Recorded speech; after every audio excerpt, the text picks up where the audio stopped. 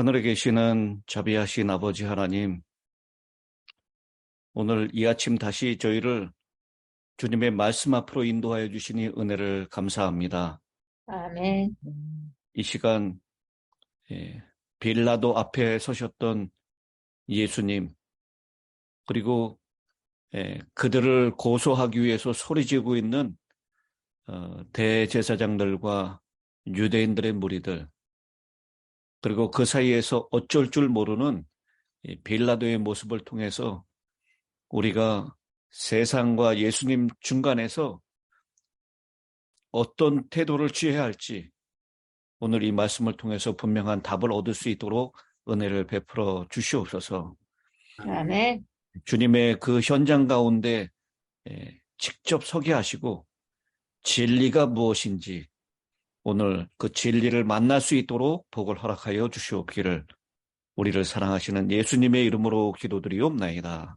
아멘. 아멘. 아멘. 감사합니다. 오늘은 이제 예수님께서 빌라도 앞으로 끌려가셨던 그 장면부터 우리가 살펴보도록 하겠습니다. 요한복음 18장 28절부터 있는 말씀입니다. 다른 공간복음서에서는 예수님이 신문 받는 장면을 여러 차례 말씀을 하고 있죠. 안나스에게서 또 가야바에게서 또 사내들인 회의에서 그리고 빌라도에게 헤롯에게 또 이렇게 왔다 갔다 다시 빌라도에게 돌아오고 여러 차례 표현하고 있지만 요한은 그 모든 것들을 좀 과감하게 생략하고 있습니다. 가야바 앞에서 받았던 신문에 대한 자세한 내용도 생략하고 있습니다. 28절 그들이 예수를 가야바에게서 관정으로 끌고 가니 새벽이라. 그들은 더럽힘을 받지 아니하고 유월절 잔치를 먹고자 하여 관정에 들어가지 아니하더라. 여기 참 아이러니한 장면을 우리에게 보여주고 있습니다. 어떤 생각과 행동이 본래의 의도와 반대되는 결과를 낳는 모순적인 상황을 우리는 아이러니라고 표현합니다. 이 유월절이라고 하는 절기는 이스라엘 백성들이 애굽에서 종살이하고 있을 때 하나님의 은혜로 바로 유월절에 양을 희생함으로 인해서 구원받는 것을 기념하는 절기입니다. 근데 참 유월절 양 대신 예수 그리스도가 그 바로 앞에 있는데 그 참 유월절 양인 예수 그리스도를 거부하고 유월절 잔치에 참여하려고 하는 그런 아이러니한 상황을 보여주고 있는 것입니다. 이 시간이 새벽이라고 얘기했는데요. 이 헬라어 단어로는 새벽 3시부터 6시 사이에 해당되는 시간이라고 얘기를 하고 있습니다. 그러니까 굉장히 이른 아침에 원래 이 빌라도 총독의 관저는 가이사랴에 있었습니다. 근데 이 유월절과 같은 큰 명절이 다가오면요, 이스라엘 백성들이 다 예루살렘으로 몰려왔기 때문에 거기에서 혹시 소동이나 밀란이 발생하지 않을까 해서 이 예루살렘 안토니오 요새의 총독이 이 기간이면 와서 머물러 있었던 것입니다. 그런데 총독의 근무 시간 훨씬 이전에 찾아온 것입니다. 그러니 이 빌라도가 얼마나 귀찮게 생각했을까요? 이 시대소망에서는 그렇게 표현을 하고 있습니다. 구주께서 재판정에 끌려 나오실 때 빌라도는 그분을 다정한 눈으로 보지 않았다.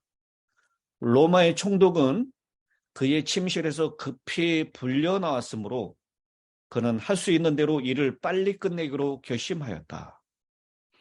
그는 죄수를 매우 혹독하게 다루기로 마음먹었다. 그는 몹시 엄격한 표정을 지으면서 어떤 유의 사람을 신문해야 하기에 휴직 중인 사람을 이렇게 1시간이나 일찍 불러내는가 하고 둘러보았다.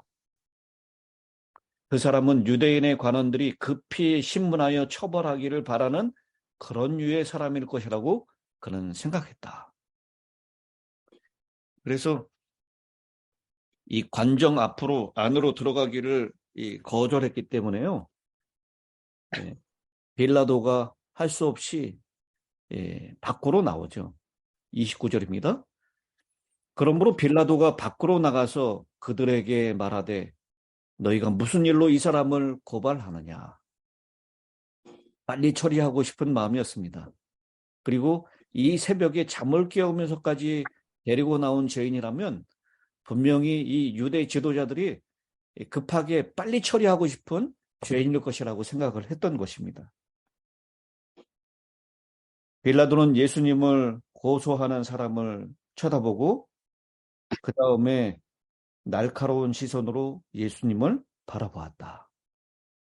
그는 지금까지 온갖 종류의 죄수들을 다루었으나 이와 같이 선량하고 고상한 특성을 풍기는 사람이 그의 앞에 온 일은 전혀 없었다. 여러분, 이 로마 총독이었던 빌라도가 얼마나 많은 죄인들을 재판했겠습니까? 우리 목사들도요, 사람들을 많이 접촉하기 때문에 딱 보면 그 사람이 어떤 사람인지를 대충은 알 수 있죠. 근데 이 재판정들, 이 판사들, 검사들 이런 사람들은요, 죄수들을 하도 많이 다뤄봤기 때문에 딱 보면 그가 죄질이 나쁜 사람인지 아닌지를 한 번에 알아볼 수 있습니다. 근데 빌라도가 보니까 예수님의 얼굴에서 죄의 흔적이나 두려워하는 표정이나 완고하거나 도전적인 태도를 찾아볼 수가 없었다라고 얘기합니다. 그는 정숙하고 존귀한 태도를 지닌 사람, 죄인의 흔적이 없는 하늘의 특색을 지닌 사람이었다라고 시대의 소망에서는 기록을 하고 있습니다. 그리스도의 용모는 빌라도에게 좋은 인상을 주었습니다. 그래서 또 빌라도가 예수님의 사업에 대해서, 사역에 대해서 소문을 들었을까요? 예. 이 유대 나라에 살고 있는 사람들 가운데 예수에 대한 이야기를 한 번도 들어보지 못하고 산다는 것은 거의 불가능한 일일 것입니다. 그때 당시에 신문이 없었지만요, 사람의 입소문으로 타고난 여러 가지 이야기들이 많이 있었지 않겠습니까? 더군다나 며칠 전에 있었던 죽었던 나사로를 살렸던 이야기, 그리고 그 죽었던 나사로가 예수님이 나귀를 탔을 때 그 나귀를 끌고 예루살렘을 입성했던 이야기는 순식간에 퍼졌습니다. 아니, 죽어서 시체 냄새가 났었던 그 나사로가 살았다고? 그리고 그 나사로를 실제로 사람들이 눈으로 보고 그 이야기를 아마 전국 각지로 소문이 났었을 것입니다. 그래서 빌라도도 그 얘기를 너무나 잘 알고 있었고 들었습니다. 예수님이 행했던 곳, 그의 특별히 아내를 통해서 얘기를 들었어요. 병자를 고치고 죽은 자를 살리신 갈릴리의 선지자가 행한 놀라운 일을 그 아내를 통해서 듣고 그는 이 예수님에 대해서 호의를 갖죠. 아무리 봐도 죽을 죄가 없는 것으로 보이는 것입니다. 그래서 무슨 일로 이 사람을 고발하냐라고 하는 이 물음에 30절 대답하여 이르되 이 사람이 행악자가 아니었더라면 우리가 당신에게 넘기지 아니하였겠나이다. 예수를 데리고 온 고소하러 온 사람들의 이야기는 참으로 정말 아무런 증거도 없었고요. 아무런 고소할 만한 그런 내용도 없었습니다. 그저 이 빌라도의 우유부단한 그리고 연약한 성품을 잘 알고 있었기 때문에, 그리고 빌라도가 전에도 사형영장을 급하게 서명한 일을 이미 경험했던 터라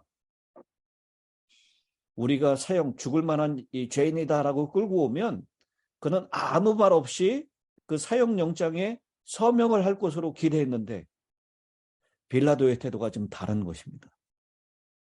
그래서 우리가 죽을 만한 사람이니 이렇게 급하게 끌고 오지 않았겠느냐. 그는 굉장히 악을 행하는, 많은 악을 행했던 행악자임에 틀림없기 때문에 우리가 너에게 데리고 온 것이다 라고 얘기를 합니다. 그랬더니 31절 빌라도가 이르되 너희가 그를 데려다가 너희 법대로 재판하라. 유대인들이 이르되 우리에게는 사람을 죽이는 권한이 없나이다. 여러분, 사람을 죽일 수 있는 권한이 없는 유대인들이 사람을 죽인 케이스가 있습니까? 생각나는 사람이 있어요? 사도행전에 보면 누구를 돌로 쳐 죽입니까? 스테반. 스데반을 돌로 쳐 죽이잖아요. 그리고 예수님의 제자였던 누구도 또 돌로 쳐 죽여요? 야고보. 이들이 죽일 만한 사형 권한이 없는데도 불구하고 돌로 쳐 죽이는 일이 있었어요. 나중에 뭐 아마 이 로마 총독에게 뇌물을 쓰던지 해가지고 나중에 그 일을 무마했을 것입니다. 예수님도 충분히 그렇게 할 수 있었어요. 그런데 예수님의 경우에 만약에 유대인들이 돌로 쳐 죽였다면 아마 큰 반발이 일어났을 것입니다. 며칠 전에 이번 주간이죠.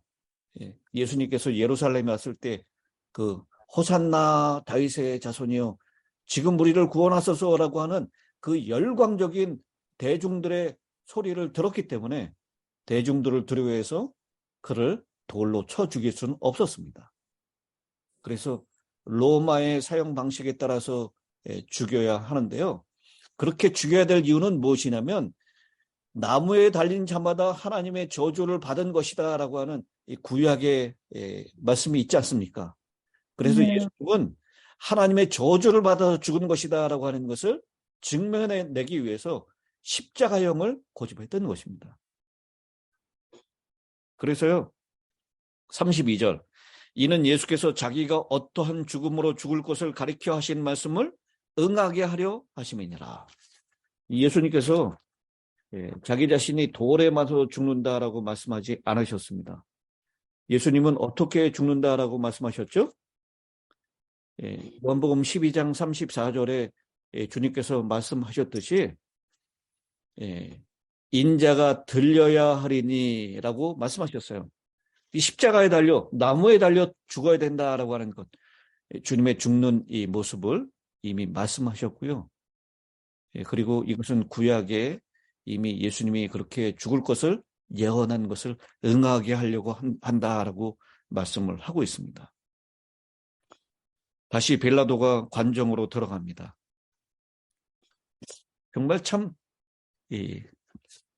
웃기면서도 슬픈 장면 아닙니까? 신조어로 우프다라고 하는 표현을 하죠. 웃기면서도 슬프다라고 하는 표현입니다. 로마의 총독이나 되는 빌라도가요. 이 재판석에 앉아서 재판하는 것이 아니라 이 유월절 때문에 더럽혀질까 봐 그 관정에 나가지 못하는 유대인들을 위해서 재판정으로 나가서 예수를 신문하고 다시 나와서 고소인들에게 얘기하고 또 다시 들어가서 예수를 재판하고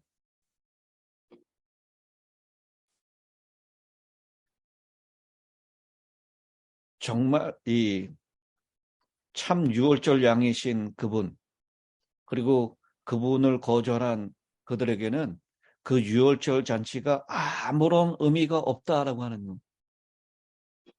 그럼에도 불구하고 겉으로는 거룩하고 구별되고 결벽한 것처럼 보이지만 그 안에는 죄 없는 사람을 죽이려고 하고 음흉하고 그 안에 감추어진 큰 악이 있다는 것. 그렇지만 겉으로 드러난 그런 부정한 것에는 아주 끔찍하게 피하는 그 모습을 보면서 얼마나 아이러니한 모습을 우리는 보게 되는 것입니다.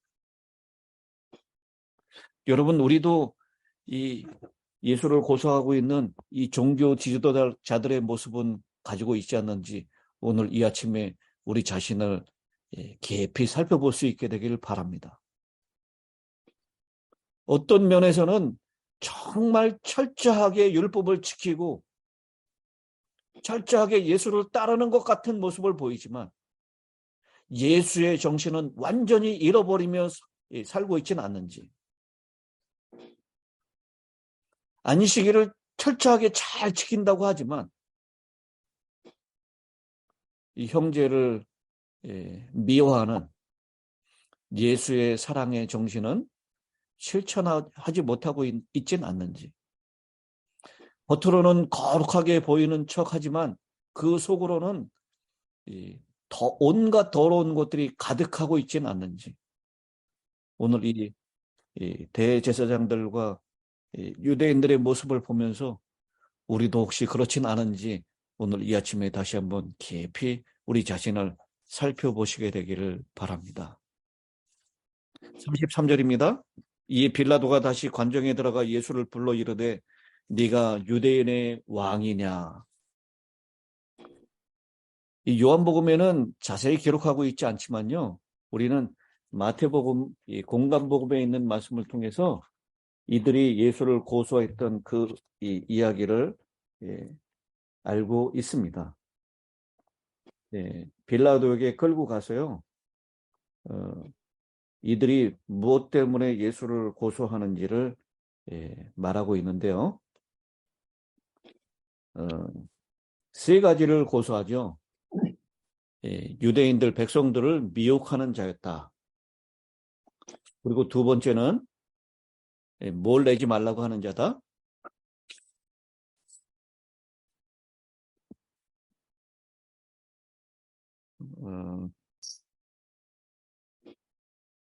로마에 세를 내지 말라고 하는 자다. 그리고 세 번째는 이가 왕이라고 한다라고 하는 이 세 가지를 고소하는 것입니다. 그 세 가지 제목은 정말 날조되고 그리고 터무니없는 거짓 고소였습니다. 근데 그 세 가지 제목 가운데 이 거짓 증인들을 세워서 한 고소 가운데 이 빌라도에게 관심이 있는 것은 무엇이냐면 그가 왕이다라고 하는 것이었어요. 예수님이 왕이라고 한다면 로마를 전복시키려고 하는 그런 의도가 있는 정치적인 문제였기 때문에 유대인들을 미혹하려고 한다. 우리 백성을 미혹하고 가이사에게 세 바치는 것을 금한다. 이것은요, 이미 이 로마에 저항하고 있었던 유대 지도자들도 가이사에게 세를 바치는 것에 대하여 저항을 하고 있었을 때였습니다. 그래서 큰 빌라도에게는 죽일 만한 죄라고 여겨지지 않았어요. 그러나 그가 왕이라고 한다면 그것은 문제가 됐기 때문에 빌라도가 네가 유대인의 왕이냐라고 질문을 합니다. 예수께서 대답하시죠. 4절. 이는 네가 예수께서 대답하시되 이는 네가 스스로 하는 말이냐? 다른 사람이 나에 대하여 네게 한 말이냐? 이 예수님께서 빌라도에게 왜 이 질문을 하셨을까요? 또 다른 왕이 생길까 봐. 지금 이 빌라도는 이 예수님이 왕이냐라고 하는 것에 대해서 예수님의 소문을 들었고 예수님의 사역을 들었기 때문에 그가 생각할 때 이 예수를 왕으로 생각하는지 아니면 유대인들의 고소에 의해서 정치적인 왕으로 생각하는지 그것을 알고 싶었던 것입니다. 그러면서 내가 유대인도 아닌데 내가 그것에 관심이나 있겠느냐. 이 빌라도의 이 진리에 대하여 어느 정도 관심이 있을 것이다라고 그를 이끌어내려고 했었던 예수님에 대하여 빌라도는 그것에 대해서 별로 관심이 없다라고 하는 것, 그것을 말씀을 하고 있죠. 그러면서요, 이 빌라도는 어떤 사람을 대표한다라고 얘기를 하냐면요,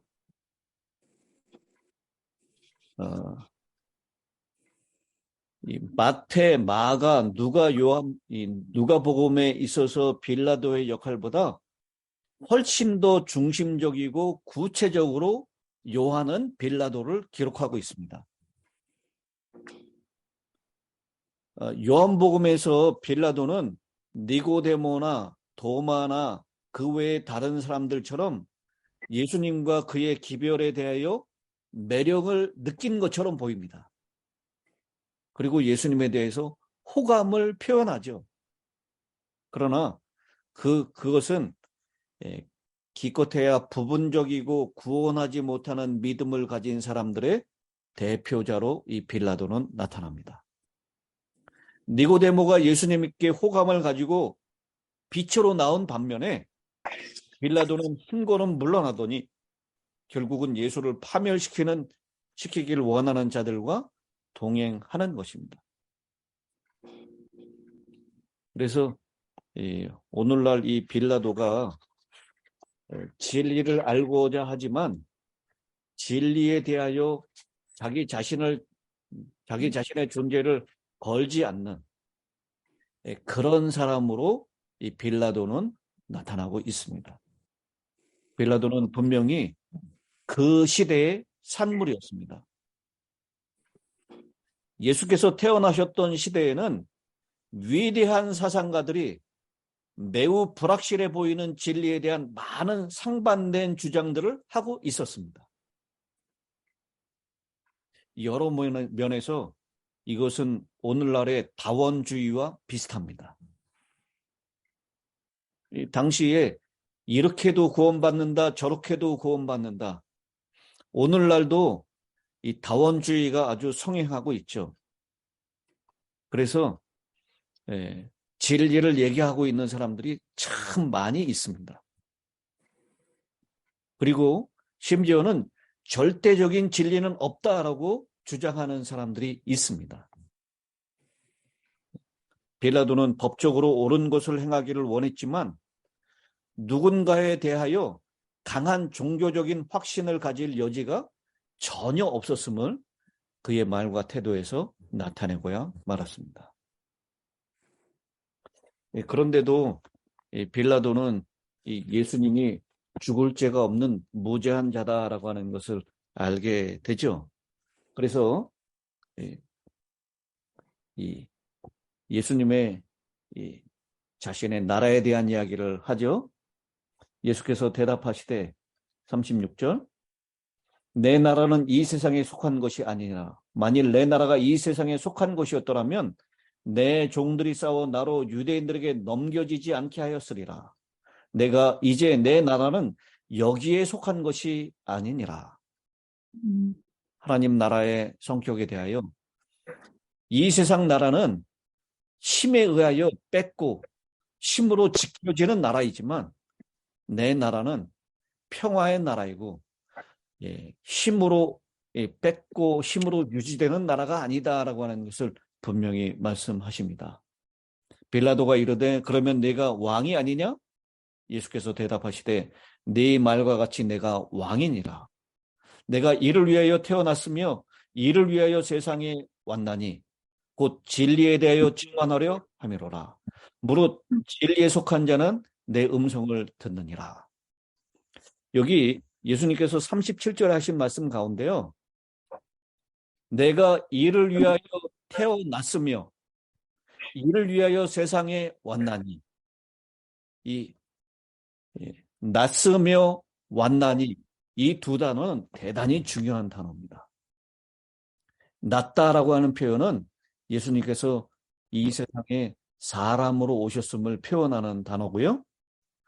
그리고 세상에 왔나니라고 하는 표현은 하나님의 아들로서 하나님으로서 이 세상에 왔다라고 하는 것을 표현하는 단어입니다. 그래서 완전한 사람이면서 완전한 하나님으로서 이 땅에 오신 것을 표현하는 것입니다. 예수님의 이 낯으며 완난이라고 하는 이 표현은 우리가 오늘 이 시간에 좀 깊이 들여다봐야 될 그런 말씀이라고 생각합니다. 네. 여러분, 이게 굉장히 중요한 말씀을 하시면서 진리에 속한 자는 내 말을 알 것이다. 내가 진리에 대하여 증언하러 왔노라 라고 했는데 빌라도는 진리가 무엇이냐? 참 중요한 말씀을 하죠. 중요한 질문입니다. 그러나 진리는 단순히 호기심을 위한 질문이 되어서는 안 되는 것입니다. 진리가 무엇이냐라고 질문했던 빌라도는요, 그 진리가 그분 앞에, 자기 자신 앞에 서 있는 그분이라는 것을 깨닫지 못하고 그저 이 말을 하고 다시 유대인들에게 나가서 나는 그에게서 아무 죄도 찾지 못하였노라 얘기를 합니다. 결정적인 질문에 대하여 더 깊이 알아볼 기회를 찾지 못하고 빌라도는 결국 그 기회를 상실해버리고 맙니다. 오늘날도 진리가 무엇인지를 찾는 사람들 가운데 결정적인 것을 얻지 못하고 돌아가는 사람들은 굉장히 많을 것이라고 생각을 합니다.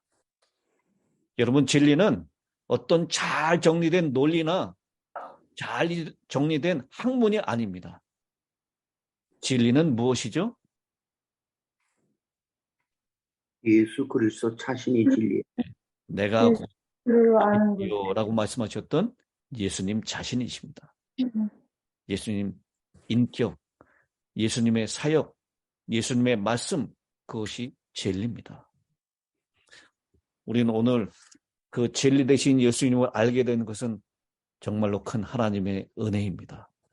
아멘. 진리이신 하나님의 말씀을 우리가 갖고 듣고 읽을 수 있는 것은 정말 큰 하나님의 은혜입니다.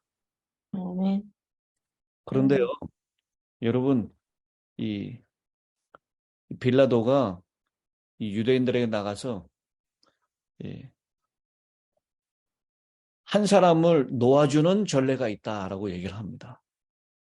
당시에 로마를 통치하고 있었던 유대를 통치하고 있었던 로마가 이 이스라엘 백성들을 달래주기 위해서 하나 만들었던 이 법인 것 같아요. 유월절과 같은 큰 축제일에는 오늘날도 우리 뭐 광복절이나 할 때 대통령 사면을 하잖아요. 그런 것처럼 이 죄수를 풀어주는 그 사면하는 일이 있었던 것 같습니다. 그래서 한 사람을 놓아주는 전례가 있으니 너희의 유대인의 왕이라고 하는 이 사람을 너에게 놓아주기를 원하느냐라고 질문합니다. 그럴 때 이 사람들이 소리를 지르면서 누구를 놔달라고 얘기합니까? 바라바를 놔달라라고 얘기를 합니다. 이 바라바라고 하는 뜻은요, 바자가 무슨 뜻이죠?